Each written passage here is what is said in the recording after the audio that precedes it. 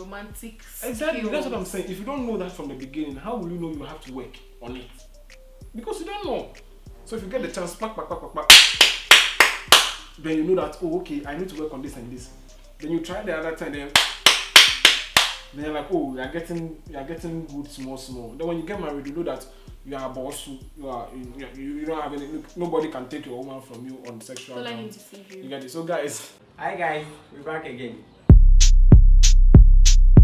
Hey, what's up, guys? Hey, I'm not doubting that is so good. I'm also sharing. You know, you should not trust human being 100%, but there are certain things that you can trust some people upon. Like what are you both bestifying?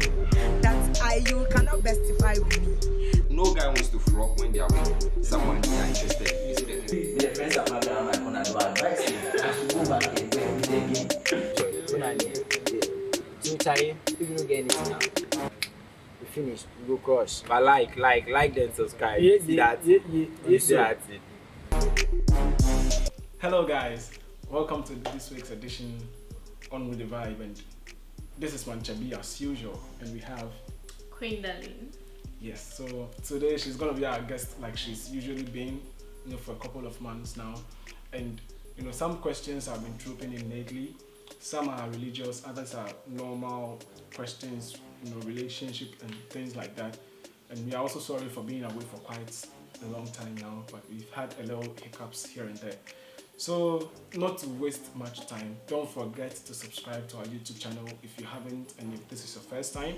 And also follow us on Instagram and Facebook and TikTok for more, updates on With the Vibe. So, what is today's, question? Like, what are we discussing today? Sex before marriage or sex after marriage? Sex before or after marriage? Hey. Well, I never fake me. People do. Walai. Okay, so we are discussing sex before or after marriage, like she said. And what do you stand for? What would you go with? You go first. Come on, get back. The thing is, ladies first, Yeah, but in Ladies this case, first. you go first. Well, for me, I can't take a stand, but I believe there are reasons people would go in for and after. Hey! Jesus, that's of nice. And for that's in sex before marriage. For most ladies, it is about, oh, how good is the guy in bed, because I don't want to go and he's small over there like this, or he's too big, or and how good he is. So for most ladies, it is about how the physique of the guy, and his performance. And for guys, I feel they want to know if the lady is also experienced and good, so that they wouldn't have to look elsewhere when it comes to sexual pleasures. No, but boys can lie. Hey, boys can lie. Boys, you guys are liars. You guys can lie. Hey. And I think other reasons why people would go in for sex after marriage is because, one, people wouldn't want to, get used to the sex thing, because it is addictive when it gets to some point. Immediately you start, you get it. So some people don't want to be addicted to it, and aside that it is against the Bible to indulge in sexual immoralities. So aside people who are abiding by biblical rules and regulations, and the fact that it is a sin, for others it is to make sure that they are compatible in bed. So that is my generic opinion. But if it were to be personal, I think I'll go in for sex after marriage. Asia of amateurs Oshabas. No, don't say that. Offer. We see because you pay you go for your baby job. Would be jam the idea war you Yeah, I think I'll go in for sex after marriage and not sex before marriage. The reason I'm saying sex after marriage is it stands more like a test for you, the guy, as to how well you are able to withhold the sexual pleasures because you want to do what's right, and because you don't want to, put your sexual pleasures first in a marriage. So when it comes to times when your partner is like, oh, I'm not okay, I don't feel like we should have sex, it's not a thing you're coming to talk plenty because you probably don't have an idea. That way. Okay, so what's your okay, opinion? Basically with me, I'll go for sex after marriage. After marriage. I also say sex after. Yes, but then I'll go for sex before marriage then. Yeah. Oh, physically now I'm not looking good physically, but inside penis. that is why I'm fine. So so I'll go for sex before marriage. So why would you go for sex after marriage? Sex after marriage because come on, there's this thing you mentioned and you were like people going for sex before marriage because they want to know how big the guy's stuff or how small the guy's stuff is. Which is true. Yeah, it's not actually true because it's not true. You don't really need to have sex with your partner to get to see how big and small whatever there is.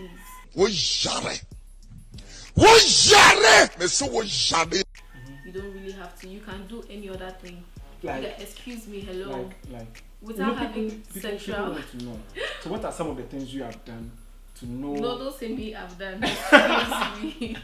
You are saying you don't need to have sex to know your sexual. Yeah, come on, you kiss. Size. Even without sex, you kiss, right? You can get into. Do you kiss here? Hello, you can get into deep romance kiss. You can romance. But romance. You know that people who say sex after marriage, they don't want to indulge in any romance. If you like, usually people who are so religious about sex after marriage, the farthest they can go is a hug. I wouldn't do that. Okay, so I wouldn't do that. If I'm going to go for sex after marriage, but that doesn't mean I won't get to play with my partner. Play like kissing, romantic foreplay, naughty and all of that. At least that also builds you guys, like it's builds you guys, you understand, and then it makes the whole thing very exciting. And even when you get married, at least you know some little thing about your partner. So even if you guys have to go down to the sex stuff, you know where to touch, you know what to do, and you know this and that. Yeah, even without the penetration. So am I being too raw? Boy, ask your grandfather. You're being real, so just keep it real. Yeah, so that's what I'm saying. Yeah. So it doesn't really matter the size or whatever. It also has to do with what you can do with the size. Do you understand? Yeah. So, but apart from that, you not having sex before marriage doesn't mean you can't tell how your guy is romantically or how you play with your guy romantically. So that's the part I don't support. Okay. Yeah. So why would you go for sex after marriage? Okay, like you said. Yeah. Let's say you know the guy is this, that, aside being romantic, and now you guys are married and he's not sexually compatible. Like he's probably big and he doesn't know how to use it, or he's too small. That's what I'm saying. Like the romance will tell you. Come on. No, it's not really about penetration. Do you know that for ladies? I don't know. Okay, but for ladies, it's not about a lot of ladies. Teach us. A lot of ladies have sex and without even having to come or even reach their orgasm. So that's what I'm saying. So it's not really about you want to have sex, you want to penetrate, no. It's about how you first of all caress the lady before you get her into that mood. So you even having to penetrate does not even have to take you a very, very long time. Because you've already gotten her there by romance, you understand? So the penetration is like something aside, that kind of a thing. Yeah, so the main thing is like the romance stuff. That's what really gets ladies.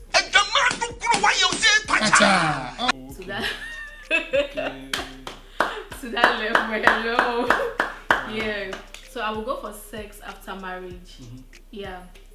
Because fine, biblically it's a bad thing to fornicate, and then you having sexual intercourse, which has to do with penetration, before getting married. So if you're being romantic and all not, isn't it? No, it's not.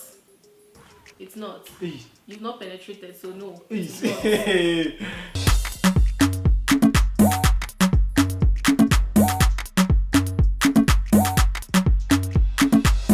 Jesus is Lord. Yeah. not. Okay. Come on. You can search for the meaning of fornication. But in Bible though, they said even if you have sexual thoughts about the person, it also means fornication. And then some of us there. Yeah, but I mean normally scientifical or should I put it or like normal general terms for it? It has to do with penetration. But without penetration, I don't think you've committed the sin. No, to me, I don't think so. That's smart. Okay. Okay. So I don't think so. So yeah, having sexual whatever before marriage, that's the sin, and I don't want to find myself in that.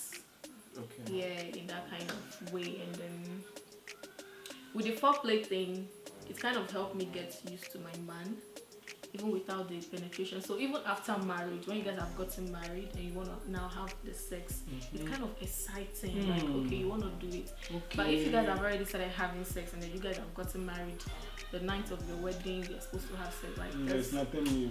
It's nothing new. Like, okay.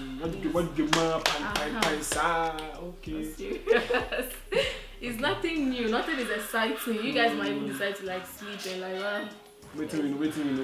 Don't do before. Okay. So yeah, so that's why I would choose it. Okay, well, the reason I would go for sex before marriage is on the side of guys. Usually, most ladies are looking out for guys who have experience, like guys who know what they are about. And if you're a guy and you are naive and a novice, and you don't know your way around them, like it all takes practical to get to know a way around a woman. It doesn't just happen like magic. You get it?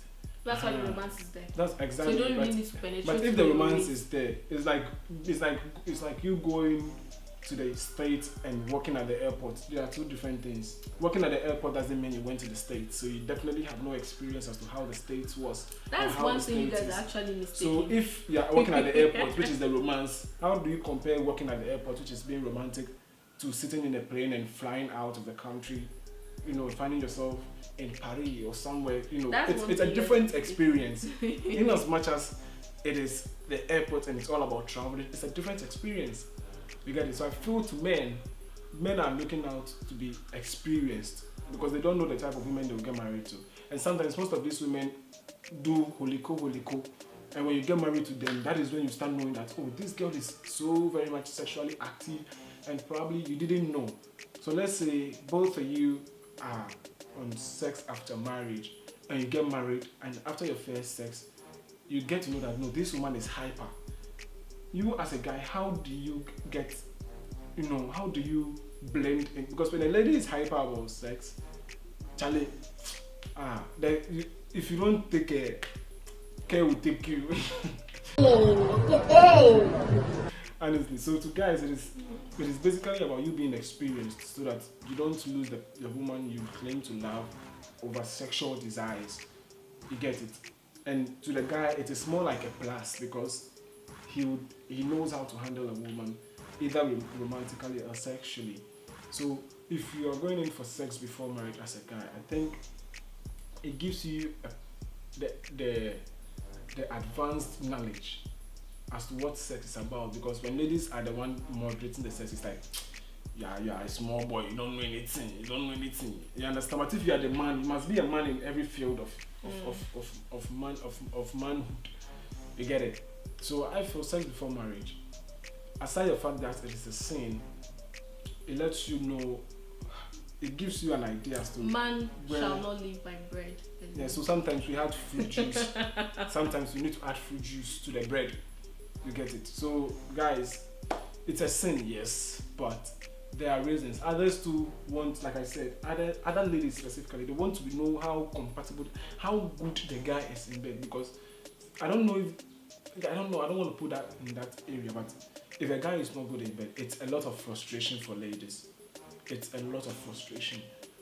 So we the guys, you don't want to be like, after every sexual experience, you have to apologize. Do you know it's not about the sex, the penetration. The lady will say, oh, I understand. You can penetrate for 30 minutes, and the lady will not even come. But that's what I'm saying. Like to me, the guys, it's not about the pam, hey.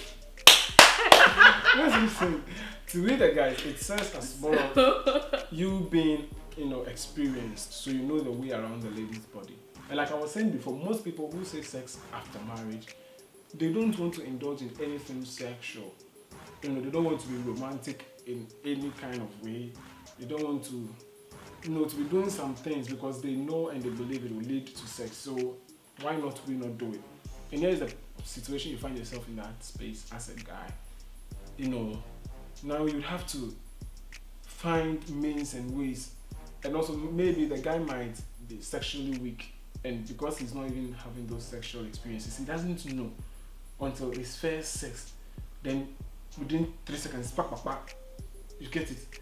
Then the lady will start complaining, and I'm not happy in my marriage. I'm not. Why? Because you understand. But this is the case. Maybe the lady brought up the idea that no sex before marriage.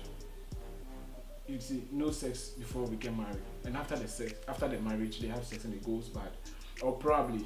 And I've seen a lot of stories where the guys are like, sex after marriage, and that was all they were on about until they got married. And at their honeymoon, when the guy released his flap,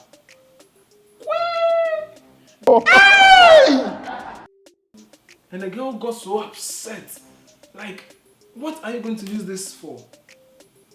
So it on the day of their honeymoon, that was the beginning of the sexual problems for the woman. She said the guy the battery you put in remote cry is big. You see those brown batteries? Say that one cry is big. So that means they didn't get to do any. They didn't do it. So the guy was insistent. No, you can only hug. You can't do romance. You can't do this. You can't do this. And sometimes to ladies who also say sex after marriage because probably out of their past experiences, they might have done things they wish they didn't do.